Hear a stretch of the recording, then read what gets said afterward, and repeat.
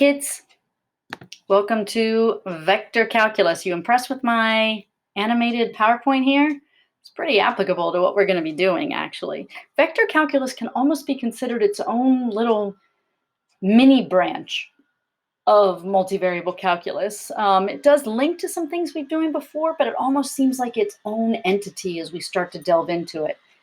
Lots of its own notation, kind of its own ideas, concepts, theorems, totally applicable to hardcore STEM, electrical engineering, a lot of physics, a lot of things in our real world, a lot of movement, like you see here in my animated video or animated PowerPoint. But we're going to start with the basics, right? Vector calculus. Can't do vector calculus without talking about vector fields. Vector fields are analogous to what you did in Calc 1 with slope fields, except instead of little tangent lines, you're going to be drawing on either a 2 or 3-dimensional space vectors. And how I create the vectors is this function, traditionally with capital F, but doesn't have to be. I often drop my arrows, that takes each point from my domain, a point xy in 2D space or xyz in 3D space. And from this point, I'm going to have a vector that tells me how to move, and I can also figure out the length of my movement because I have a vector, right? So domain are points from my space, the range, what I get out of it, right? What the function does is give me a vector. And I end up, as I pick more and more points from my domain, I end up with a system of vectors, either in 2 space or 3 space. So again, standard notation, capital F, again, not mandated, but typical. And then you have a function that tells you how to move in the x direction, a function that tells you how to move in the y direction.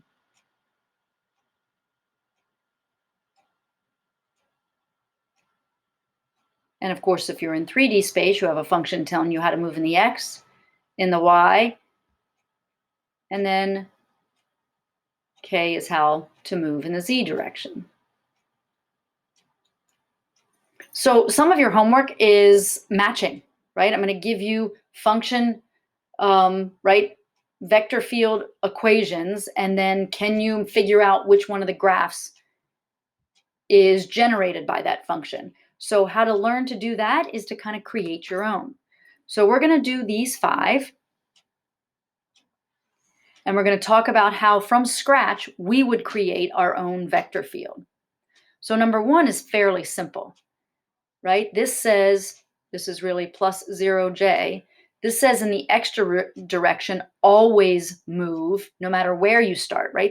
Here's my domain is xy. There's no place to put in an x and a y. I'm always moving right to. No matter where I start, you're going to move right to. And your magnitude, your length, is also going to be 2. So I'll give you some places to start. I don't know, 1, 1,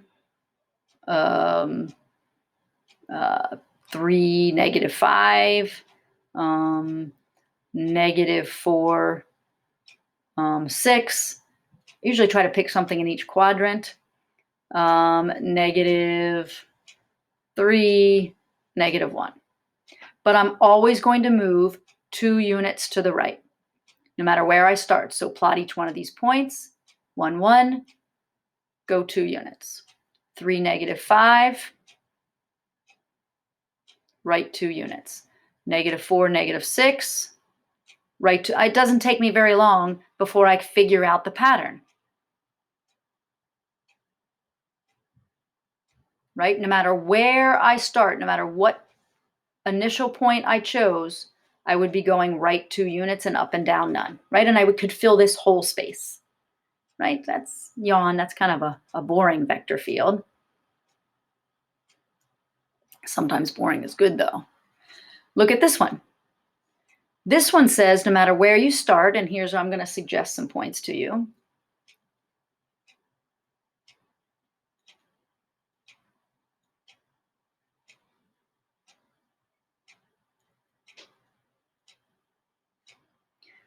move the opposite of x and the opposite of y. So I'm going to move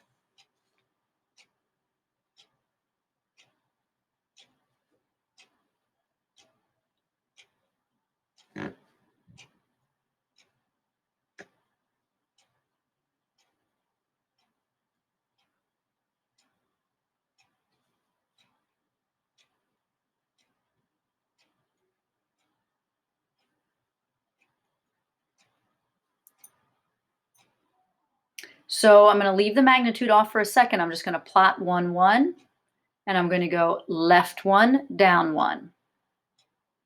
I'm going to go to 3, 2, and I'm going to go left 3 and I'm going to go to negative 3, 1, and I'm going to go right 3, hey, and down 1. Hey, what's going on? 2, negative 3, and I'm going to go left 2 and up 3. Hey! Each time, no matter where I start, what is this vector field doing? Right? Pulling everybody to the origin. From different lengths though, right? Because if I start way out here, it's going to take me, there's a longer vector that needs to pull me to the origin. Right? So I have a magnitude of 2, a magnitude of what? 9 plus 4, so I think 13. 9 plus 1. 4 plus, what is that, a 3? That's also, right? So different length vectors, but this vector field would be full of vectors all pulling. This vector field pulls everybody to the origin. Okay, pretty cool. So you might want to pause the video and see if you can do this one. I'll give you the points that I suggest starting with.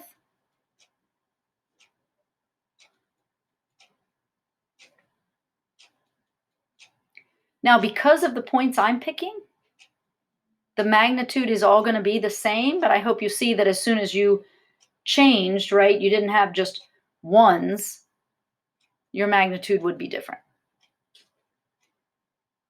Right, so figure out, right, this time you're moving y opposite x.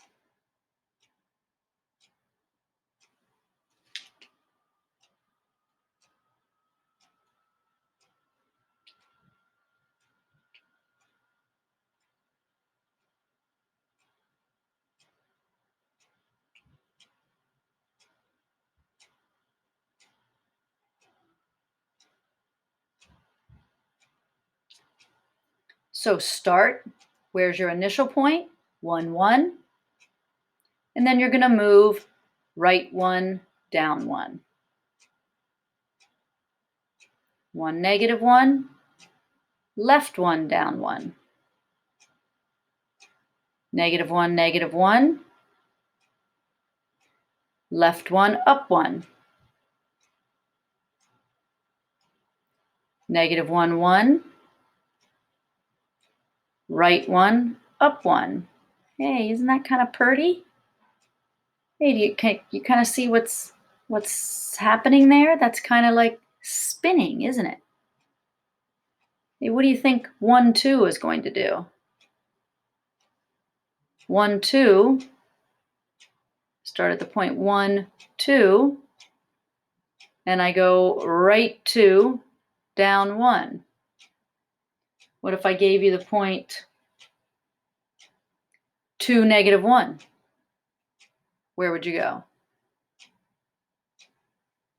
2, negative 1 would be left 1, down 2. Hey, can you kind of see what might be happening there? Kind of crazy, right?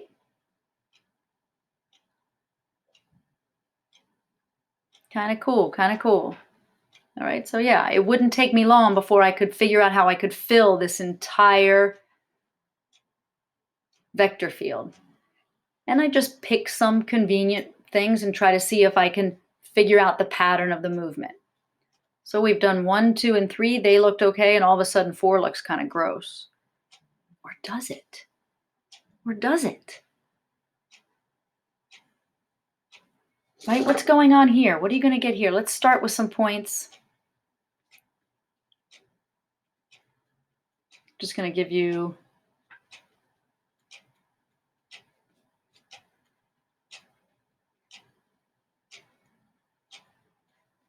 how are you going to move here?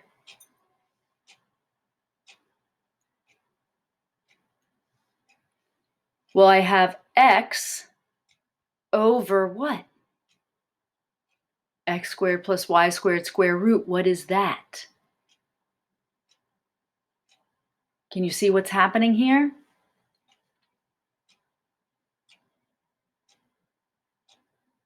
Yeah. Unit, right? Guess what the magnitude is going to be?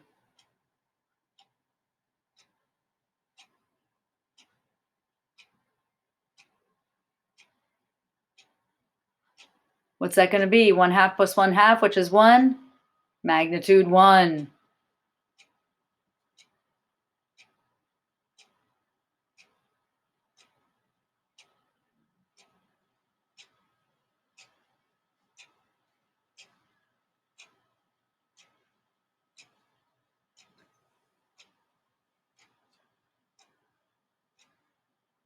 What's this going to be? This is going to be 2 over what? Not root 2, but 2 over root 5.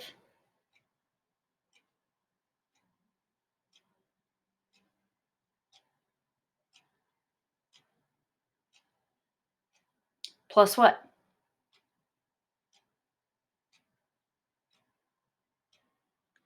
What's that magnitude going to be?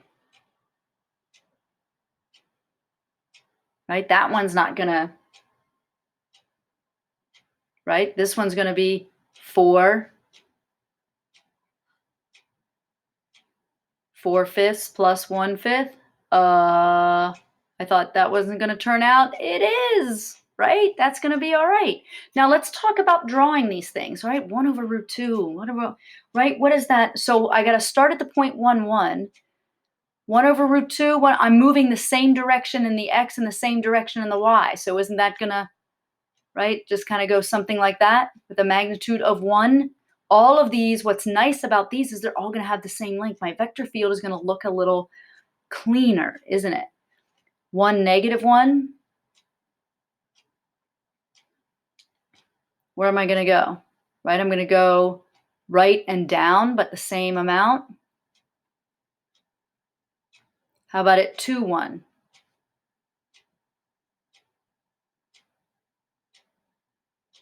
I'm going to go over twice as far as I go up. Right? Because I'm going 2 in the x direction and 1 in the y direction. What about here? Can you see what's going to go here? What's going to happen here? This is going to be 0i plus 2 over what?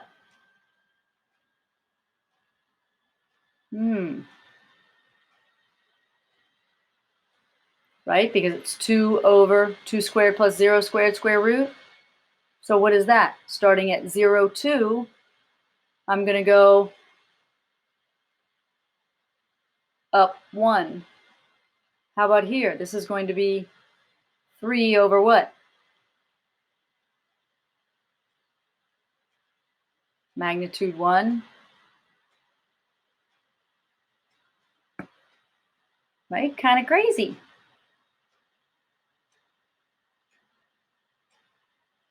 Right, so you see what's going on? No matter where I start, I'm going to go away from the origin, right? In the same, right, with the kind of like the same angle, right? So this vector field is pushing everything away from the origin. So this becomes, right, a little more involved. This looks ugly, but isn't. And as a matter of fact, I want you to, sometimes you can relate back to something you've already done. I want you to look at number 5, and I want you to look at number 3. Can you see the relationship with those two? The movement is y opposite of x. Isn't this the same thing? Y opposite of x. And what's true about the denominator, though? right? This is just the unit vector, right? So everything is going to be the same length here, as opposed to the one that we drew for 3 where we had, right, things that were a bunch of different lengths. Kind of cool, right? So how about 3D? Now 3D is very difficult to do without computers. I certainly am challenged. Now I can do this one, right? Can you see what this one is going to be? So if I were to choose points, right, the first thing I would do is, right, here's my X, Y, and Z. So let's say, since really I have 0I plus 0J plus ZK, the only thing affecting the movement is the Z coordinate. So let's say I had the point 1, 1, 4, and the point maybe, I don't know, 2, 2, 7. Can you see what that's going to be? 1, 1, 4, 1, 2, 2, 7. This is just going to be a bunch of vertical vectors, right? Depending upon the length is going to be whatever Z is. And then of course I can also have negative, right? If I'm going into the negatives, I can have little vectors, long vectors, zero vectors if Z is 0, right? So again, not a super interesting one, but it is a 3D one. If I asked you, I would not ask you to sketch, right? If I gave you something like that, well, I don't know what that looks like, but I could give you some points and I could ask you to describe it, right? So I could say, well, what if at the point 1, -3, 2, what's going on? And you would say, I would plot this point, 1, -3, 2. And from that point, I would move 2 units in the X, 2 units right in the X direction, 6 units up in the Y direction, and 2 units down in the J direction. If I gave you the point 0, 5, 3, right? 0, out 5, up 3. That vector would just be -10J. That's not too bad, right? Go backwards 10 units. Okay. This is not that vector field, but it's just an example. I just pulled off the internet an example of what a 3D vector field might look like. But pretty cool, right? Look at all those vectors. Notice that they have been unitized. It looks to me anyway like all the vectors are the same size. Pretty sweet. All right, some more vocabulary. An old idea and a new application. In what, unit chapter 13 maybe? We defined the gradient. We defined the gradient to be a vector, and we indicated it with this upside down triangle. The gradient of a function is a vector made up of its partials, right? In 2-dimension, partial x, how I move it, right, describes my x. Partial y describes my j. In 3 dimensions, partial x, partial y, oops, that's a misprint right there, partial z.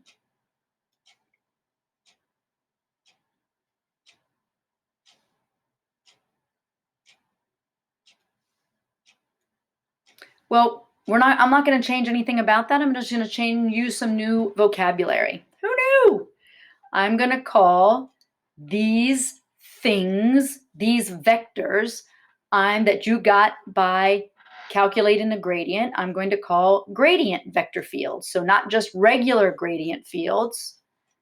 These gradient vector fields are a result of having some function little f that you find the gradient of, right? And I can write it in ijk notation or ij notation, or I can just write it in kind of this component form, right? Hey, You were doing gradient, you were doing vector fields, and you didn't even know it. So what if I ask you to find the gradient field for a given function, little f, x squared sine 5y? To find the gradient vector field, do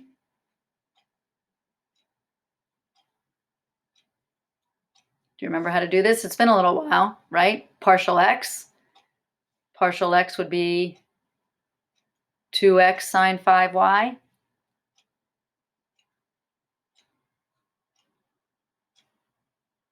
And partial y,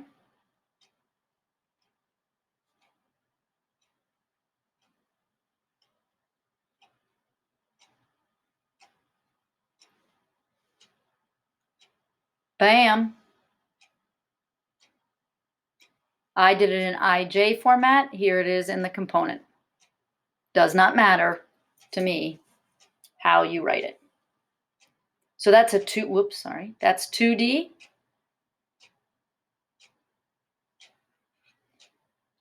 How about doing a 3D one? Find the gradient vector field.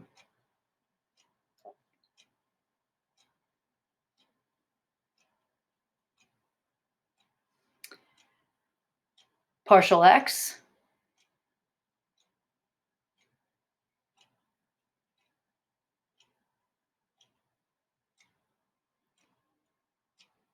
partial y,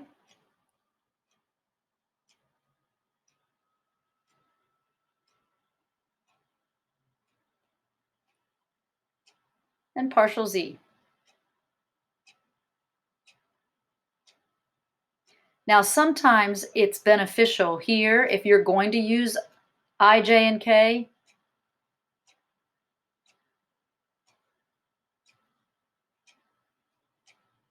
that you make it clear that you are, or that's when you can also use your arrows. And again, I'm pretty bad at using my arrows.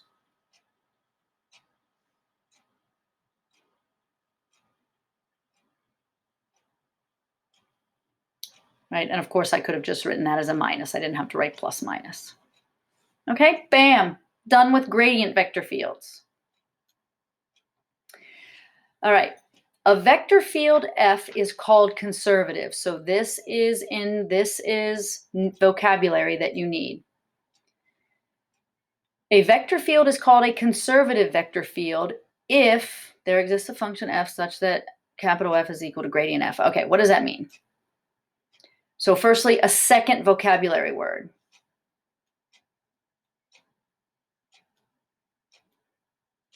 Potential. A potential function for capital F, right? Capital F is a vector field. Remember, they're vector fields and gradient vector fields, right? They're kind of like the rectangle square argument. So if you have a function f, it's called a potential function because if you take its gradient, you can create a vector field. So if you have a vector field that stemmed from, that came from, that was generated by taking the gradient of a potential of some function that is called a potential, then your vector field is conservative. So again, another way to state that, a vector field is conservative if it is also a gradient vector field from, right, some original function. So two ways that I could kind of ask you this question: show that and find. Show that the given capital F vector field, show that this vector field is conservative with a given potential of F. So what do you think that means? Take F. Is it potentially the conservative vector field? I don't know. Let me see. I will take the gradient of that F. How do I take the gradient of F? It's the partials, right? Partial X, partial Y. Oh yeah. There's my potential, right? And check, I found my conservative. Right? Matches. Since the gradient of f of little f is equal to capital F, you have a conservative vector field. Last example, find the conservative vector field for a given potential. Right? There's my potential. There you are. Find the conservative. To find the conservative, just take the gradient of f. Now this is in 3 dimensions. The gradient of this, right, potential x is going to be, I'm sorry, potential, partial x, right? Y is just like a constant. Y, 1 over x plus z, chain rule just gives me 1.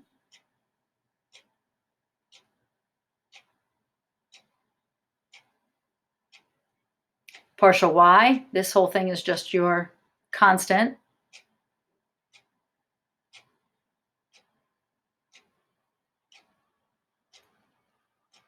Partial z,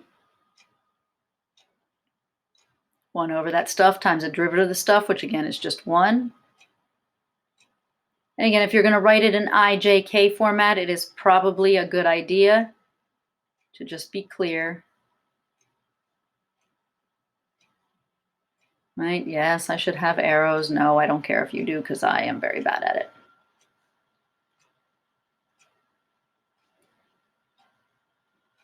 Done and done, found my conservative. Okay, check. All right, that's it for the very beginning, right? This is going to take us a while to get through, right? It's the rest of the semester really to get through vector calculus. As I said, it's kind of almost its own mini course, right? But we'll start off with this. I think you'd be good to go. See you in our next live session.